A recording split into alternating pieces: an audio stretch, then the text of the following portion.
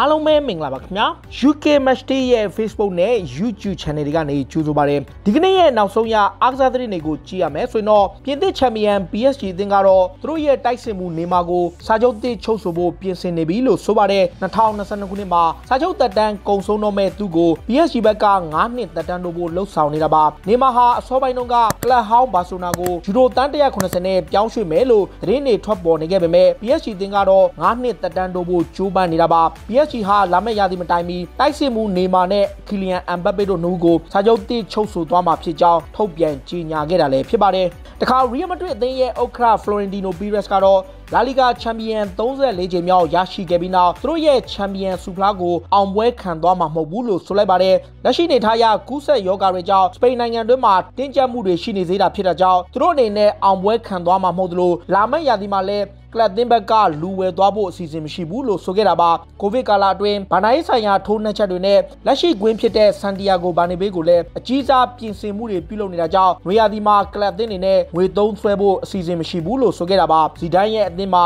လူငယ်ကစားမတွေများစွာရှိပြီးကလပ်သင်းဘက်ကတောင်းတင်းမှုတွေရှိတာကြောင့်သူတို့အနေနဲ့2021ရာသီကျမှသာလူဖြည့်တင်းဖို့လှုံ့ဆော်သွားမယ်လို့ဆိုခဲ့တာပါရီယယ်မက်ဒရစ်ရဲ့အသင်းကောင်းဆောင်နောက်ခံလူဆာဂျီယိုရာမို့စ်ကတော့နီးပြဇီဒန်ကတော့အကောင်းဆုံးစွမ်းဆောင်ပေးတဲ့နီးပြတစ်ယောက်ဖြစ်ပြီးသူတက်တွဲခဲ့မှုတဲ့နီးပြတွေတဲ့အကောင်းဆုံးဖြစ်တယ်လို့ဆိုလိုက်ပါတယ်ဇီဒန်ကတော့ရီယယ်ကိုပြန်ရောက်လာပြီးတဲ့ကအောင်မြင်မှုတွေရရှိခဲ့လို့ဒီနေ့ရာသီတွင်းမှာလည်းဆူဖလားနှလုံးရခဲ့တာပါရာမို့စ်ကဇီဒန်ဟာသူနဲ့ထိလိုက်တိုင်းရာတိုင်းကချန်ပီယံဆူဖလားဖြစ်သွားခဲ့တဲ့အထိကိုချီကျူးပြောကြားခဲ့တာဖြစ်ပြီးဇီဒန်အတွက်တော့2016ခုနှစ်ကနေ2020ခုနှစ်အတွင်း4နှစ်တာကာလအတွင်းရီယယ်အတွက်ဆူဖလားဆက်လုံးထိရယူပေးခဲ့သူလည်းဖြစ်ပါတယ်ဘာဆိုနာတင်ကတော့မန်ချက်စတာစီးတီးရဲ့ကွင်းလင်ကစားမဘန်နာဒိုဆီလ်ဗာကိုခေါ်ယူဖို့ကြိုးပမ်းနေတယ်လို့သတင်းတွေမှာဖော်ပြလာပါတယ်။ဘာဆိုနာတင်ကတော့ကလပ်သင်းမှာအံဝင်မှုမရှိတဲ့တိုက်စစ်မှုအန်ထရန်ဂရစ်မန်ကိုရောင်းထုတ်ပွဲရှိတယ်လို့ဖော်ပြထားလို့သူ့ရဲ့နေရာမှာအစားထိုးဖို့ပေါ်တူဂီကွင်းလင်ကစားမကိုလိုချင်နေတာပါ။မန်ချက်စတာစီးတီးကတော့သူတို့ရဲ့အဓိကကစားမဖြစ်တဲ့ဘန်နာဒိုဆီလ်ဗာကို2025ခုနှစ်ထိစာချုပ်သက်တမ်းချုပ်ဆိုထားသူလည်းဖြစ်ပါတယ်။ဘန်နာဒိုဆီလ်ဗာကလက်ရှိမှာသူ့ရဲ့ပုံမှန်ကစားခွင့်ကပျောက်ဆုံးနေသလိုရီယယ်မာရက်စ်နောက်အရန်ဖြစ်တာရှိနေတာကြောင့်ဘာဆိုနာအသင်းကတရားဝင်ကမ်းလှမ်းလာခဲ့ပါကအ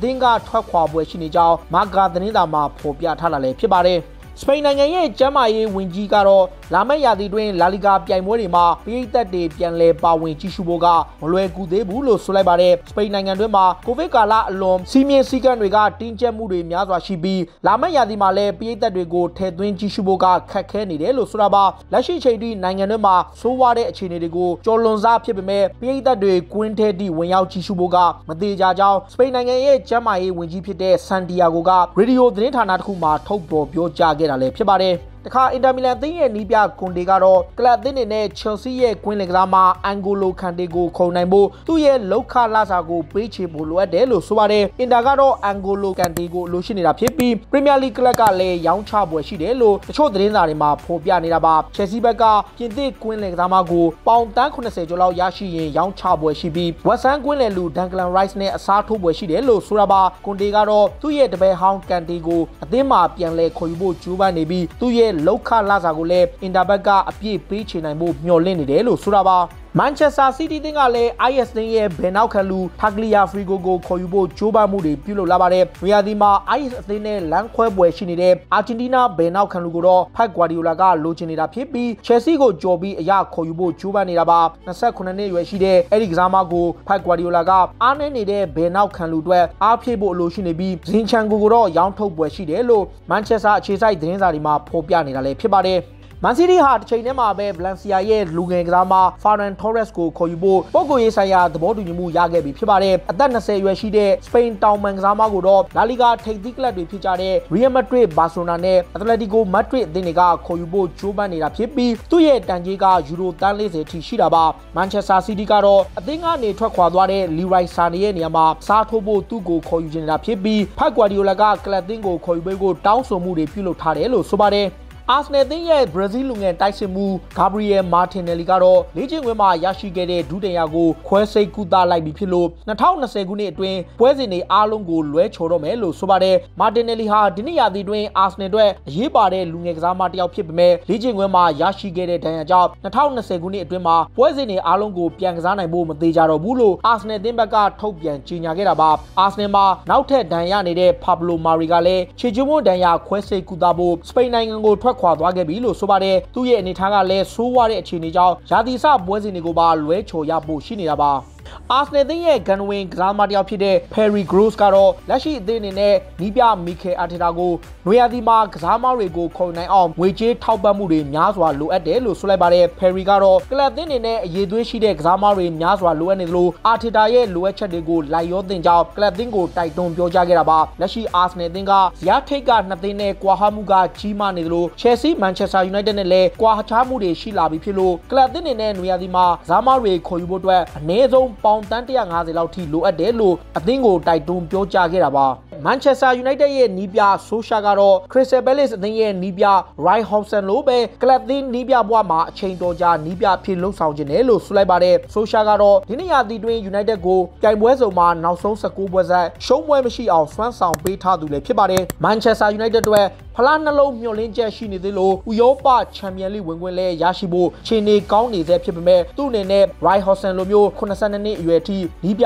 ဖြစ်လှုပ်လို့ကြောင်းနဲ့ Manchester United မှာကာလရှည်ကြာကင်တယ်သွားပြီးနီးပြဖြစ်တောင်းယူလိုကြောင်းထုတ်ဖော်ပြောကြားခဲ့တာပါ United ရဲ့ကွင်းလေကစားမဖော်ဘာကတော့ကလပ်အသင်းကကမ်းလှမ်းလာတဲ့9နှစ်သက်တမ်းတိုးစာချုပ်ကိုချုပ်ဆိုဖို့သဘောတူညီမှုရသွားခဲ့ပြီဖြစ်ပါတယ်2021ခုနှစ်မှာစာချုပ်သက်တမ်းကုန်ဆုံးတော့မဲ့သူကို United က9နှစ်သက်တမ်းတိုးဖို့ကမ်းလှမ်းခဲ့တာဖြစ်ပြီးဖော်ဘာရဲ့ agent ဖြစ်သူနဲ့ကစားမကိုယ်တိုင်ကသဘောတူညီမှုရခဲ့ပြီးနောက် Old Trafford ကွင်းမှာပဲကာလရှည်ကြာဆက်ရှိနေတော့မှလည်းဖြစ်ပါတယ်တခါ Tottenham Hotspur အသင်းကခေါ်ယူဖို့ကြိုးပမ်းနေတဲ့ Southampton ရဲ့ကွင်းလေကစားမ YB ရဲ့ကိုတော့ Everton အသင်းကပေါင်18တန်းနဲ့ကမ်းလှမ်းမှုပြုလုပ်လာခဲ့ပါတယ်စပါးသင်းရဲ့နီးပြဂျိုဆေမော်ညိုကကလပ်အသင်းတွေနဲ့ YB ရဲ့ကိုရခေါ်ယူပေးဖို့တောင်းဆိုမှုတွေပြုလုပ်ထားပေမဲ့ Everton အသင်းကဂျားဖြတ်ခေါ်ယူဖို့ကြိုးပမ်းလာတာပါစပါးဘက်ကသူတို့ရဲ့နောက်ခံလူခိုင်ဝိုကာပီတာနဲ့ပေါင်တန်း20အလိုက်ပေးပြီးခေါ်ယူသွားဖို့ကြိုးပမ်းထားသလို Southampton ကတော့ပေါင်တန်း30လောက်ထိလိုရှိနေတာကြောင့်အဲ့ဒီပြောင်းရွှေ့ကအဆင်မပြေသေးပဲကြန့်ကြာနေတာလည်းဖြစ်ပါတယ်Tottenham Hotspur အသင်းရဲ့ညာနောက်ခံလူ Serge Aurier ကတော့လက်ကျန်ပွဲစဉ်တွေကိုကစားဖို့မသေးကြတော့ပဲဖြစ်လာပါတယ်ပြီးခဲ့တဲ့ရက်ပိုင်းတွင်ပြင်သစ်နိုင်ငံတွင်းမှာသူ့ရဲ့အကူဖြစ်သူတည်ဆုံးခဲ့မှုကြောင့်ပြင်သစ်ကိုပြန်သွားခဲ့တဲ့ Serge Aurier လက်ရှိမှာတော့ Tottenham Hotspur ရဲ့ပွဲစဉ်တွေကိုလွဲချော်ပွဲရှိတယ်လို့ဆိုတာပါ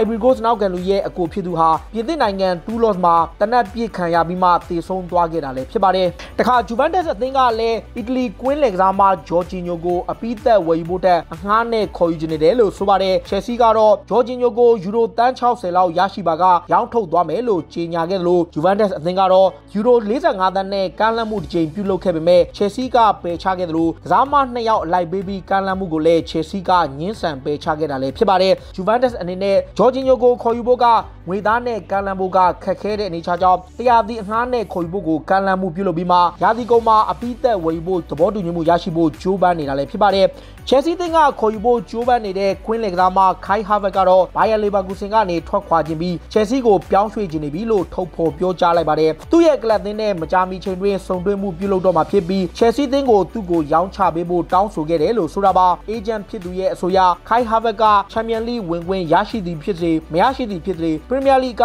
Chelsea ကိုပဲပြောင်းရွှေ့ခြင်းတယ်လို့ဆိုထားပြီးအဲ့ဒီပြောင်းရွှေ့ခြင်းအတွက် Chelsea တင်ကို Bayer Leverkusen ကပေါင်တန်း90ထိပေးရမယ်လို့တောင်းဆိုထားတာလည်းဖြစ်ပါတယ်။တခါ Atletico Madrid ကလည်း Real Madrid ရဲ့ကွင်းလင်ကစားမ James Rodriguez ကိုခေါ်ယူဖို့ကြိုးပမ်းနေပါတယ်။ Atletico ရဲ့နီးပြ Diego Simeone က James Rodriguez ကိုကြိုက်နှစ်သက်သူဖြစ်ပြီးတပတ်ပေါင်2သိန်းခွဲကျော်လစာရှိတဲ့ James ကိုတော့ Real ကနွေရာသီမှာရောင်းထုတ်ဖို့ရှိသလိုဇီဒန်ကလည်းသူ့ရဲ့အသင်းမှာနာဂတ်ပါဝင်ဖို့မရှိတာကြောင့်ရောင်းချသွားပွဲရှိနေတာပါ။ Atletico Madrid ကတော့သူတို့ရဲ့ကွင်းလင်ကစားမတစ်ယောက်ဖြစ်တဲ့ Marcos Llorente ကိုလည်း Real ကနေခေါ်ယူထားတဲ့အစဉ်လာရှိတာကြောင့် James Rodriguez ကိုတော့ပေါင်တန်း20လောက်နဲ့ခေါ်ယူသွားပွဲရှိနေတာလည်းဖြစ်ပါတယ်။ဒါတွေကတော့စိတ်ဝင်စားစရာနောက်ဆုံးရအားကစားသတင်းတွေကိုတင်ဆက်ပေးခဲ့တာပါခုလိုမျိုးစိတ်ဝင်စားစရာအားကစားသတင်းတွေကိုနားဆင်ကြနေကြည့်ရှုကြတော့ UK Matchday ရဲ့ Facebook နဲ့ YouTube Channel တွေကို Follow လုပ်ထားကြပါလို့တောင်းဆိုနေဒီကနေ့ရဲ့အစီအစဉ်ကိုဒီမှာပဲအဆုံးသတ်ပါရစေအားလုံးကိုကျေးဇူးတင်ပါဗျာ